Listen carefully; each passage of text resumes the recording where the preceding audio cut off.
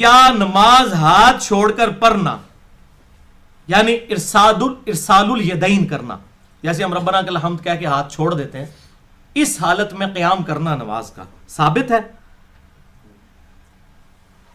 تو بھائیو اب یہ سوال جو ہے وضع الیدین یعنی ہاتھوں کو باندھنا اور ارسال الیدین یعنی ہاتھوں کو چھوڑ دینا،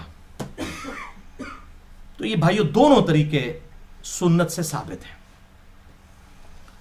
اور جب سنت کی ہم بات کرتے ہیں تو سنت میں حدیث موقوف بھی شامل ہوتی ہے اور حدیث مرفوع بھی، یعنی صحابہ کا عمل بھی شامل ہوتا ہے بشرطے کہ باقی صحابہ ان کو غلط نہ کہہ دیں. اگر باقی کہیں گے پھر ہم اتفاق دیکھیں گے، جیسے کہ معوذتین کے معاملے میں ابن مسعود رضی اللہ تعالیٰ عنہ کے ساتھ باقی لوگوں کا اختلاف تھا، اور ان کا رجوع بھی ظاہر شامل ثابت ہو جاتا ہے کیونکہ ان سے تواتر سے جو قرات آئی ہے امام حفص کی اس میں معوذتین موجود ہے. تو صحابہ کا اجماع حجت ہے، یا کسی انڈیویجول صحابی کی بات بھی حجت ہو سکتی ہے اگر باقی لوگ مخالفت نہ کریں. مخالفت آ جائے پھر ہم دیکھیں گے جمہور کی رائے کیا ہے. تو ارسال الیدین یعنی ہاتھ چھوڑ کر نماز پڑھنا، نبی صلی اللہ علیہ وسلم سے بھی ایسی حدیثیں ملتی ہیں لیکن کوئی اصول محدثین پر ثابت نہیں ہے. ایک حدیث ہے سنن طبرانی کے اندر کہ نبی صلی اللہ علیہ وسلم کبھی قیام میں ہاتھ چھوڑ کر نماز پڑھا کرتے تھے، کبھی ہاتھ باندھ کر، لیکن اس میں خصیب الجحدر راوی جو ہے، خصیب بن جحدر، یہ راوی جو ہے یہ کذاب راوی ہے، اس لیے اصول محدثین پر یہ روایت صحیح نہیں ہے. لیکن امیر المؤمنین سیدنا ابو بکر الصدیق رضی اللہ تعالی عنہ وعلیہ السلام کے نواسے اور سیدنا زبیر رضی اللہ تعالی عنہ وعلیہ السلام کے بیٹے اور نبی صلی اللہ علیہ وسلم کے صحابی، جن کے بارے میں صحیح بخاری میں آتا ہے نبی صلی اللہ علیہ وسلم نے خود اپنے مبارک ہاتھوں سے ان کو گٹھی دی تھی، عبداللہ ابن زبیر رضی اللہ تعالی عنہ، سیدہ عائشہ کے بھانجے، اسما بنت ابی بکر کے بیٹے، خود بھی صحابی کے بیٹے، صحابی کے نواسے، اور عام صحابی نہیں، حضرت ابو بکر مولا ابو بکر علیہ السلام خلیفۃ الرسول ان کے نواسے ہیں، اور بیٹے ہیں زبیر رضی اللہ تعالیٰ عنہ کے جو عشرہ مبشرہ میں شامل ہیں. یہ کوئی عام آدمی ہے عبداللہ ابن زبیر رضی اللہ تعالیٰ عنہ؟ اور آپ کو حیرانگی ہوگی عبداللہ ابن زبیر وہ صحابی ہیں کہ جو ہم سب سے زیادہ، میں نے رفع الیدین والے لیکچر میں مسئلہ نمبر 70B میں بھی ان کی حدیث پیش کی تھی کہ عطا بن ابی رباح رحمہ اللہ جو تابعی تھے، ان کو کسی نے رفع الیدین کرتے ہوئے دیکھا. سنن کبری البیہقی میں حدیث ہے صحیح سند کے ساتھ. یہ امام ابو حنیفہ کے استاد ہیں عطا بن ابی رباح، اور امام حنیفہ سے تاریخ بغداد میں صحیح سند کے ساتھ یہ روایت ہے کہ میں نے عطا بن ابی رباح سے افضل شخص روئے زمین پر نہیں دیکھا. عطا بن ابی رباح، ان کو کسی نے رفع الیدین کرتے ہوئے دیکھا، سنن کبری البیہقی میں موجود ہے. مسئلہ نمبر 70B میرا سن لیں، رفع الیدین سے متعلق فرقہ وارانہ نظریات کا تحقیقی جائزہ. اور پوچھا بتائیے کہ آپ یہ رکوع میں جاتے وقت اور رکوع سے اٹھتے وقت رفع الیدین کیوں کرتے ہیں؟ تو عطا بن ابی رباح نے کہا کہ میں نے عبداللہ ابن زبیر رضی اللہ تعالیٰ عنہ کو بھی ایسے کرتے ہوئے دیکھا تھا، تو میں نے ان سے پوچھا کہ آپ رکوع میں جاتے وقت اور رکوع سے اٹھتے وقت رفع الیدین کیوں کرتے ہیں؟ تو انہوں نے کہا کہ بیٹا میں نے اپنے نانا ابو بکر صدیق رضی اللہ تعالیٰ عنہ کو بھی دیکھا تھا کہ وہ رکوع میں جاتے وقت اور رکوع سے اٹھتے وقت رفع الیدین کرتے تھے، تو میں نے بھی ان سے پوچھا تھا کہ آپ یہ کیوں کرتے ہیں؟ تو انہوں نے مجھے بتایا کہ میں نبی صلی اللہ علیہ وسلم کو میں نے دیکھا کہ آپ صلی اللہ علیہ وسلم رکوع میں جاتے وقت اور رکوع سے اٹھتے وقت رفع الیدین کرتے تھے، اس لیے میں رفع الیدین کرتا ہوں. اس حدیث سے اہل السنہ یہ پلی لیتے ہیں کہ عطا بن ابی رباح کے زمانے تک یہ چیز اسٹیبلش تھی کہ یہ رفع الیدین منسوخ نہیں ہے. اگر منسوخ ہوتا تو وہ چھوڑ دیتے. عطا بن ابی رباح نے کس سے سیکھی نماز؟ عبداللہ ابن زبیر سے. عبداللہ ابن زبیر نے کس سے سیکھی؟ ابو بکر الصدیق سے، اور انہوں نے رسول اللہ صلی اللہ علیہ وسلم سے.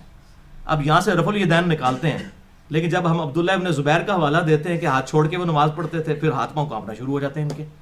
المصنف ابن ابی شیبہ میں صحیح سند کے ساتھ انٹرنیشنل نمبر کے مطابق 3950 نمبر حدیث ہے، جو شیخ زبیر علی زئی صاحب نے بھی اپنے توضیح الاحکام میں لکھا ہے کہ یہ حدیث بالکل صحیح ہے.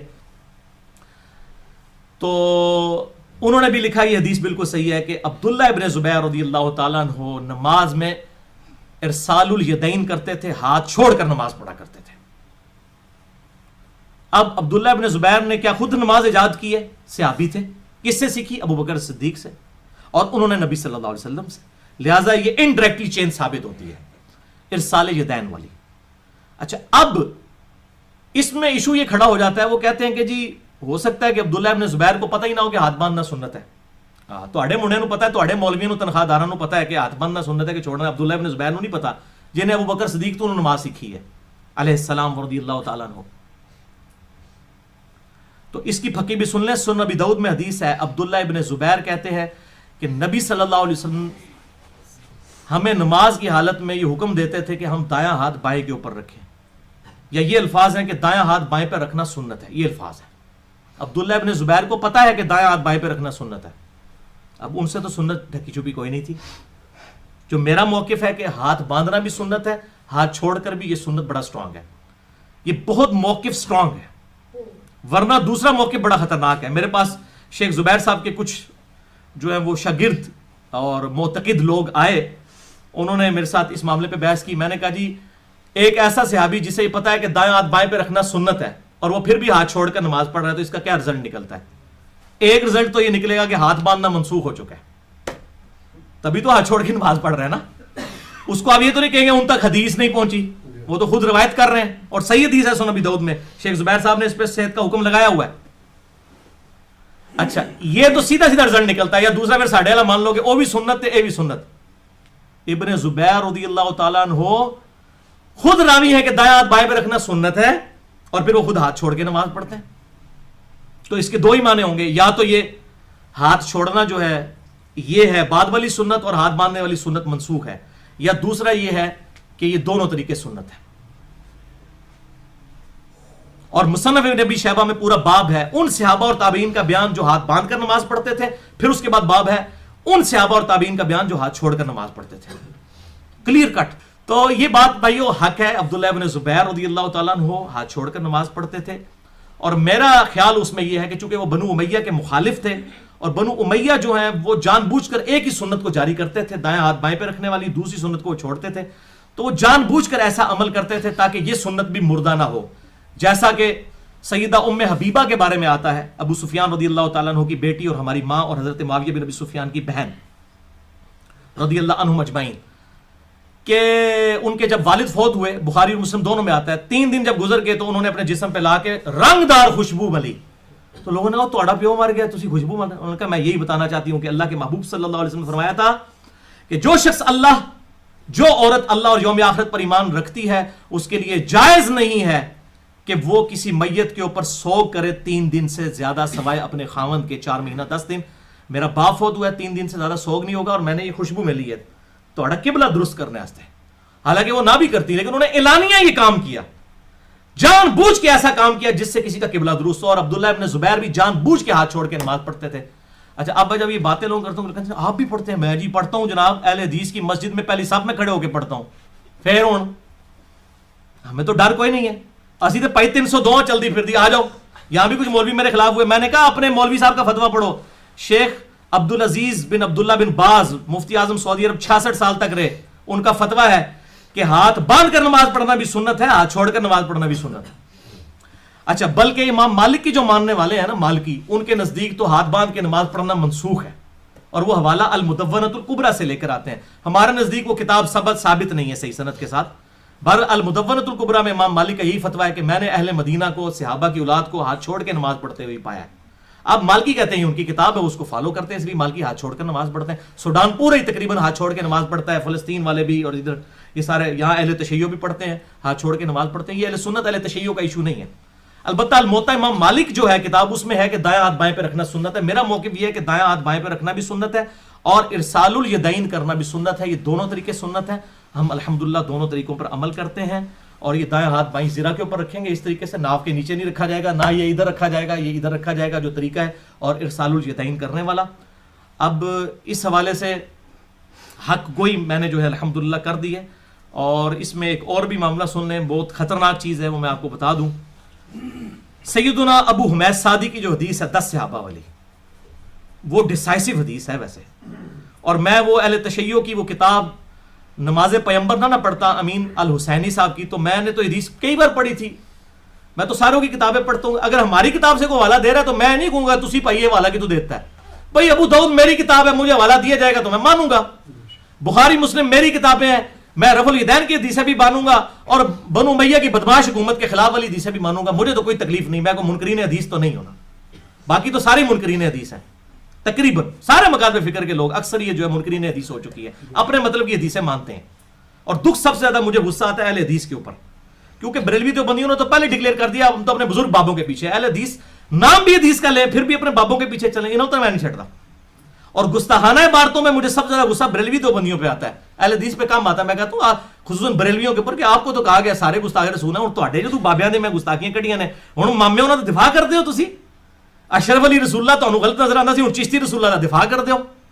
تو ہر معاملے میں مجھے پھر غصہ آتا ہے اس حوالے سے، شیعوں پہ بھی آتا ہے جب یہ صحابہ پر لعن طعن کرتے ہیں۔ میں کہتا ہوں یار تم ایک طرف کہتے ہو معاویہ کو مانتے نہیں ہیں، دوسری طرف وہی بدعت جو ان کے دور میں جو ہے ممبروں پر مولا علی علیہ السلام پہ لعنت شروع ہوئی، تم اسی کی پھر دفاع کرنے، اسی سلسلے کو آگے لے کے چل رہے ہو، تو تم تو شیعان معاویہ اور شیعان علی تو ہے ہی نہیں ہو۔